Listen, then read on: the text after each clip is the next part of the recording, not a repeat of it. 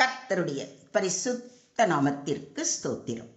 இன்றைய நாளின் தியானத்திற்கென்று தெரிந்து கொள்ளப்பட்ட வேத வசனம் எரேமியா தீர்க்கதரிசியின் புத்தகம் 1 அதிகாரம் 5 வசனம். எரேமியா 1:5. நான் உன்னை தாயின் வயிற்றில் உருவாக்கும் முன்னே உன்னை அறிந்தேன். நீ கர்ப்பத்திலிருந்து வெளிப்படும் முன்னே நான் உன்னை பரிசுத்தம் பண்ணி உன்னை ஜாதிகளுக்கு தீர்க்க தரிசியாக கட்டளையிட்டேன் என்று சொன்னார். Before I formed you in the womb, I knew you. Before you were born, I set you apart. I appointed you as a prophet to the nations. தாய் வயிற்றில் உன்னை நான் உருவாக்கும் முன்பே அறிந்திருந்தேன். நீ பிறக்கும் முன்பே உன்னை திருநிலைப்படுத்தினேன். மக்களினங்களுக்கு இறைவாக்கினனாக உன்னை ஏற்படுத்தினேன். ஆமென். இன்றைய தியான வசனம் எரேமியா தீர்க்கதரிசியின் அழைப்பை பற்றியது. ஆனால் இது எரேமியாவுக்கு மட்டுமல்ல, தேவன் தம்முடைய ஒவ்வொரு பிள்ளையின் வாழ்க்கைக்கும் ஒரு நோக்கத்தையும் திட்டத்தையும் வைத்திருக்கிறார் என்பதை வெளிப்படுத்துகிறது. நமது பிறப்பிற்கு முன்பே தேவன் நம்மை அறிந்து தமது சித்தத்திற்காக ஆயத்தப்படுத்தி இருக்கிறார். இது குறித்து சற்று ஆழமாக தியானிப்போம். நான் உன்னை தாயின் வயிற்றில் உருவாக்கும் முன்னே உன்னை அறிந்தேன் என்று சொல்லியிருப்பதை கவனியுங்கள். தேவன் நம்மை படைப்பதற்கு முன்பே நம்மை அறிந்திருந்தார்.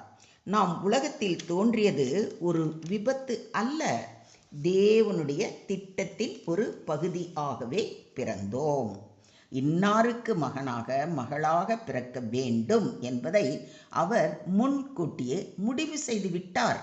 தேவனுக்கு நமது வாழ்க்கை முழுவதும் தெரியும். நமது எதிர்காலம் அவருடைய கரங்களில் பாதுகாப்பாக உள்ளது. நாம் மதிப்பு மிக்கவர்கள் என்பதை இந்த வசனம் உறுதிப்படுத்துகிறது.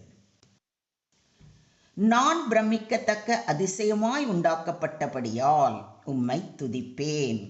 உமது கிரியைகள் அதிசயமானவைகள், அது என் ஆத்துமாவுக்கு நன்றாய் தெரியும்.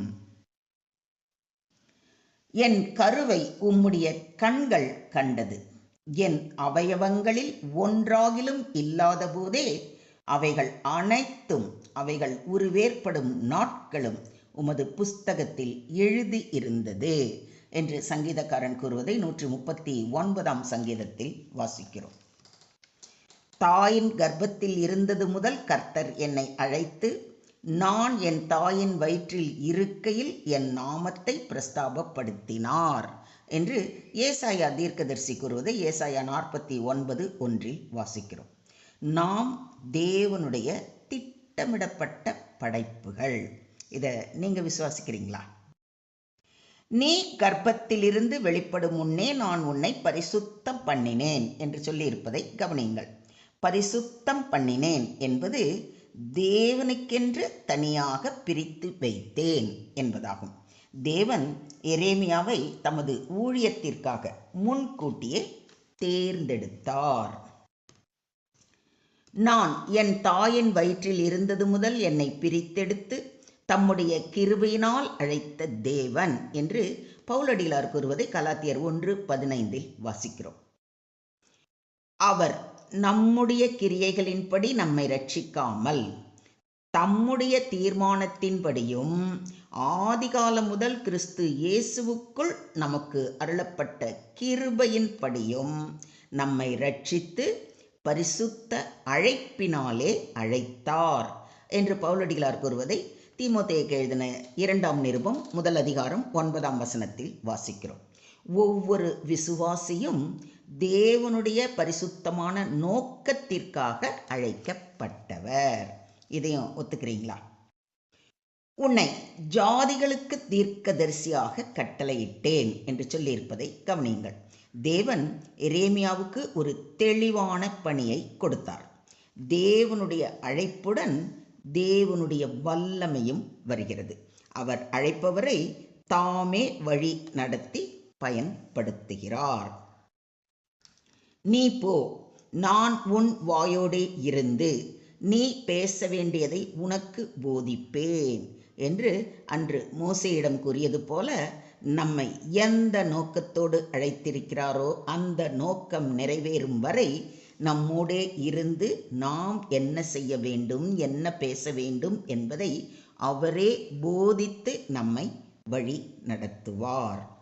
ஏனெனில் நற்கிரியைகளை செய்கிறதற்கு நாம் கிறிஸ்து இயேசுவுக்குள் சிருஷ்டிக்கப்பட்டு தேவனுடைய செய்கையாய் இருக்கிறோம். அவைகளில் நாம் நடக்கும்படி அவர் முன்னதாக அவைகளை ஆயத்தம் பண்ணியிருக்கிறார் என்பதை எபேசியர் 2:10 வாசிக்கிறோம். தேவன் அழைத்தவர்களை ஒருபோதும் கைவிட மாட்டார். மொத்தத்தில் இன்றைய தியான வசனம் மூலம் நாம் கற்றுக்கொள்ளும் பாடம், தேவன் நம்மை முன்பே அறிந்தவர். அவர் நம் வாழ்க்கைக்கான முழு திட்டத்தையும் வைத்திருக்கிறார். தேவன் நம்மை பரிசுத்த நோக்கத்திற்காக பிரித்தவர். நமது வாழ்க்கை தேவனுடைய மகிமையை வெளிப்படுத்த வேண்டும்.